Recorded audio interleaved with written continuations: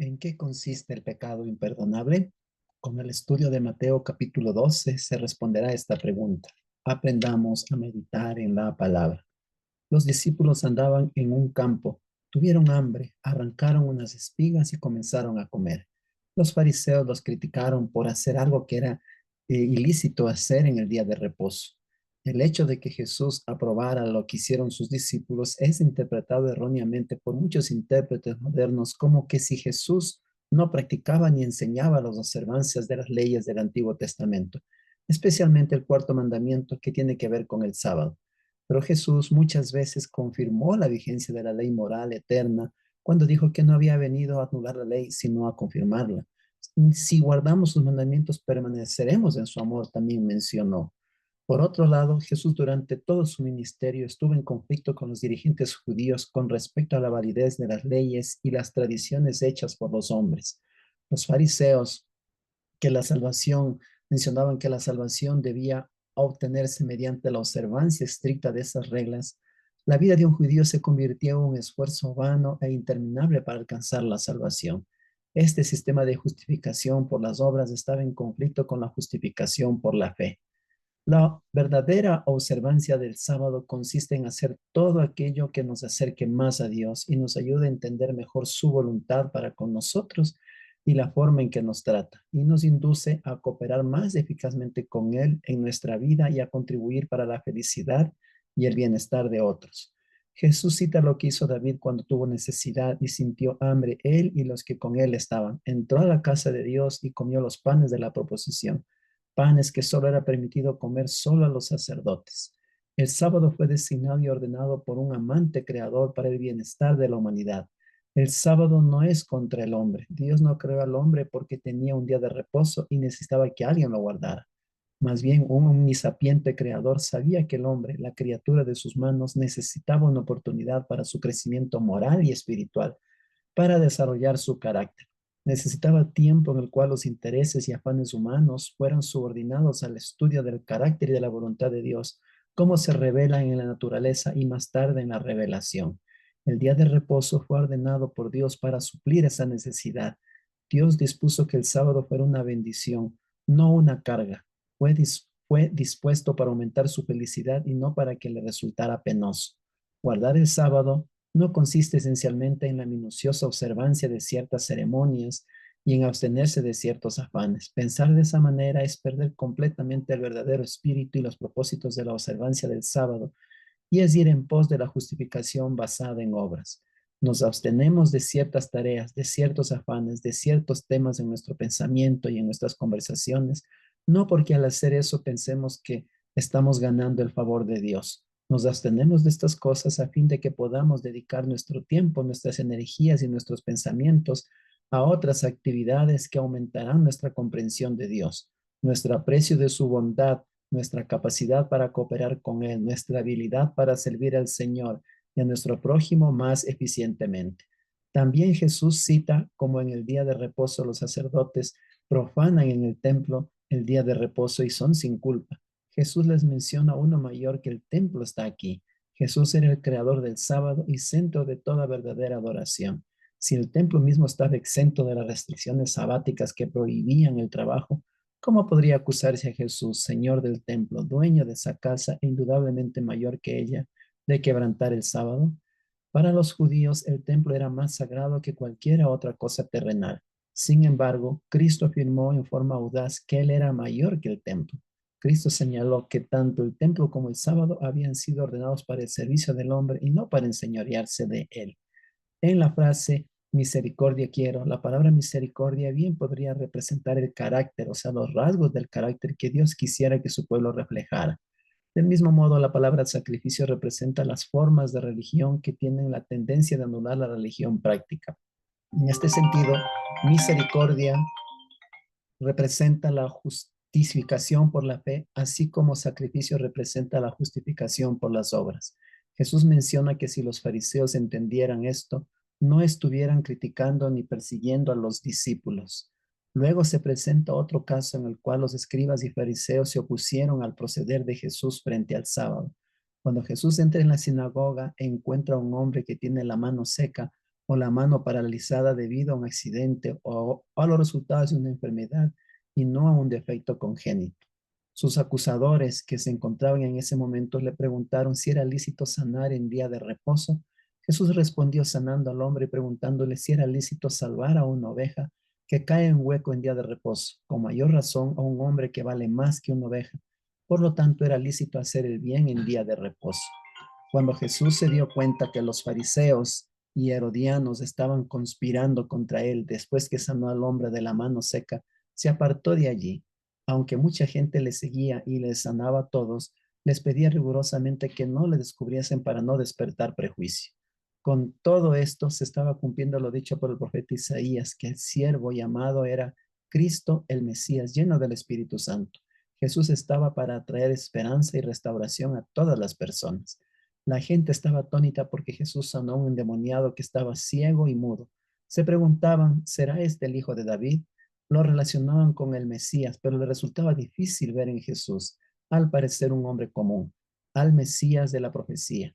Le escuchaban de buena gana, le reconocieron como un gran maestro y aún como profeta, pero eso no significaba necesariamente que lo aceptaran como Mesías. Sus muchos milagros encendían la llama de la esperanza en sus corazones de que quizá fuera el Mesías, pero sus preconceptos en cuanto a cómo sería el Mesías apagaba casi inmediatamente la débil llama.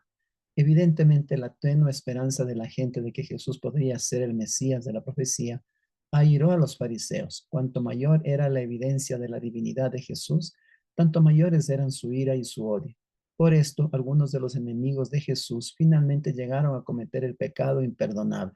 Se negaron a admitir que Jesús era divino y que poseía el poder de efectuar milagros. Por lo tanto, le acusaron de ser aliado del diablo, de Belcebú. Jesús respondió que una casa o reino dividido no puede permanecer. Si Satanás echaba a Satanás, ¿cómo puede permanecer su reino? Con esto Jesús mostró que los argumentos y razonamientos de los fariseos eran absurdos. Fue tan claro y sencillo que todos pudieron comprenderlo.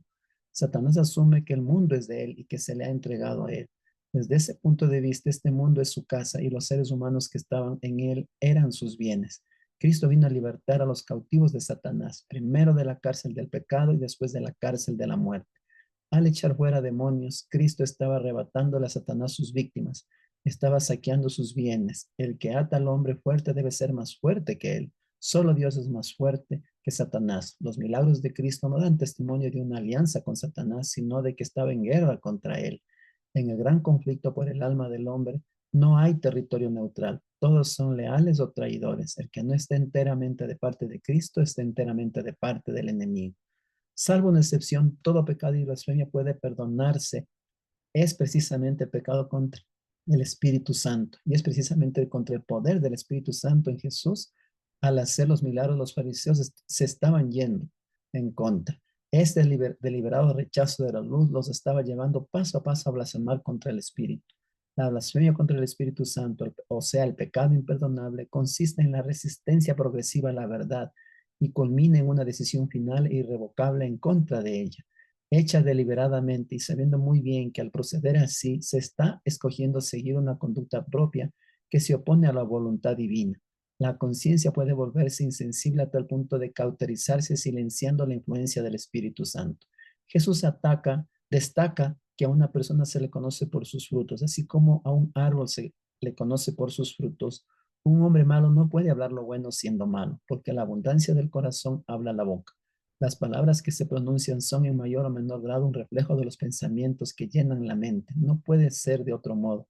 Las palabras blasfemas de los fariseos no fueron pronunciadas por accidente, sino representaban lo que estaba en su corazón.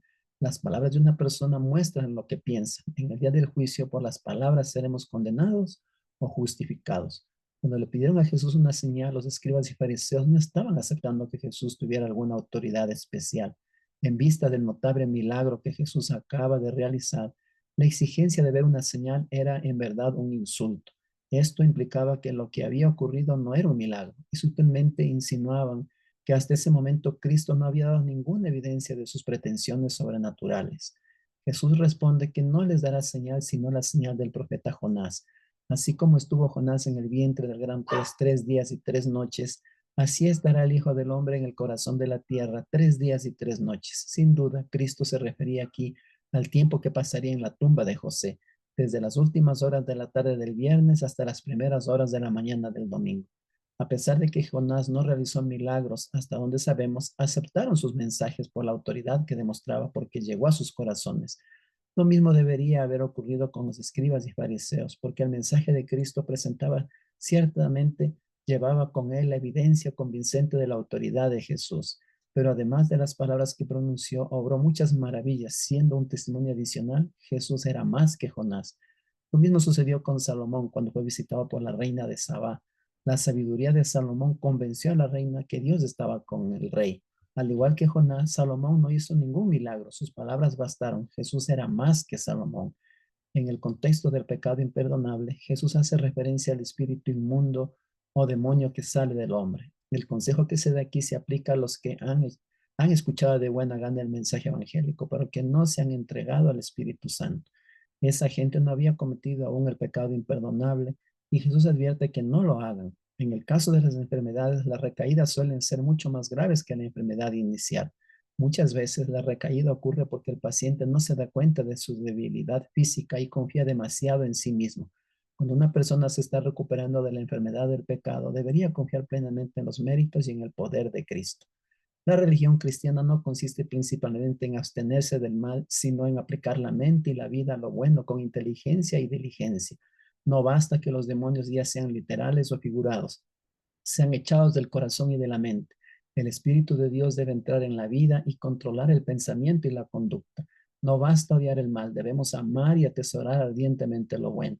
Esta parábola es una solemne advertencia contra las mejoras logradas eliminando diferentes males. No basta evitar el mal, debemos buscar activamente las cosas de arriba. Con demasiada frecuencia, los que han sido sanados de la enfermedad del pecado, por así decirlo, sufren una recaída y por ella llegan a ser espiritualmente más débiles que antes. Su madre, María, y sus hermanos vienen buscando a Jesús. En realidad, sus hermanos no compartían su fe y más bien querían impedir su obra. Los hermanos de Jesús estaban desalentados por los informes que habían escuchado de la obra de Jesús y procuraban convencerlo de que no siguiera con su obra. Cuando le dijeron a Jesús que su madre y hermanos habían llegado y que querían hablarle, respondió que su madre y hermanos son los que hacen la voluntad de mi Padre. Con esto Jesús estaba enseñando que sus discípulos no eran solo los 12, sino muchos otros. Todos los que reconocen a Dios como Padre son miembros de la familia en los cielos y en la tierra. Los vínculos que unen a los cristianos con su Padre celestial y el uno con el otro son más fuertes y duraderos que los de la familia humana. En conclusión, la verdadera observancia del sábado consiste en hacer todo aquello que nos acerque más a Dios y nos ayude a entender mejor su voluntad y a contribuir para la felicidad y el bienestar de otros. El pecado contra el Espíritu Santo consiste en la resistencia progresiva a la verdad y la decisión final de irse en contra de ella. A la persona se le conoce por sus frutos, porque de la abundancia del corazón habla la boca. La religión cristiana no consiste principalmente en abstenerse del mal. El Espíritu de Dios debe entrar en la vida y controlar el pensamiento y la conducta. Vamos, queridos amigos, a nuestra guía aprendamos a meditar para plasmar las enseñanzas principales y prácticas para nuestro diario vivir. Haciendo un resumen del capítulo 12 de Mateo, Jesús vino a enseñarnos a guardar el sábado para que sea una bendición. El pecado contra el Espíritu Santo consiste en la resistencia progresiva a la verdad. Hoy aprendí que la verdadera observancia del sábado me acerca a Dios y me ayuda a hacer su voluntad. Y que el pecado contra el Espíritu Santo es no escuchar su voz y sus orientaciones de manera constante. La lectura de hoy es importante para mi vida porque me ayuda a guardar el sábado de una mejor manera con el corazón y me ayuda a estar siempre atento a la voz de Dios. También hemos estudiado el capítulo 42 del libro Mayordomo Eficaz, el peligro de la codicia.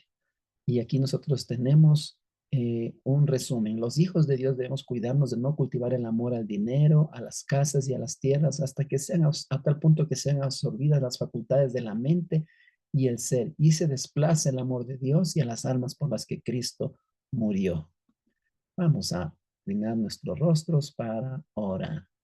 Buen Dios, te agradecemos por el estudio de hoy, donde hemos aprendido cómo realmente nosotros debemos guardar el sábado para disfrutarlo, Señor, para que sean momentos de comunión contigo, con nuestro prójimo, con nuestras familias, y que no se convierta tampoco el sábado en una carga, ni tampoco en un medio de salvación. Ayúdanos, Padre, siempre a escuchar tu voz y no caer, Señor, en el estar negando tu voluntad y no llegar a caer en algún momento en el pecado contra el Espíritu Santo. Ayúdanos, Padre, también a no caer, Señor, en el materialismo, en la codicia, Señor, y desplazar el amor que te tenemos hacia ti y a nuestros prójimos por el amor al dinero.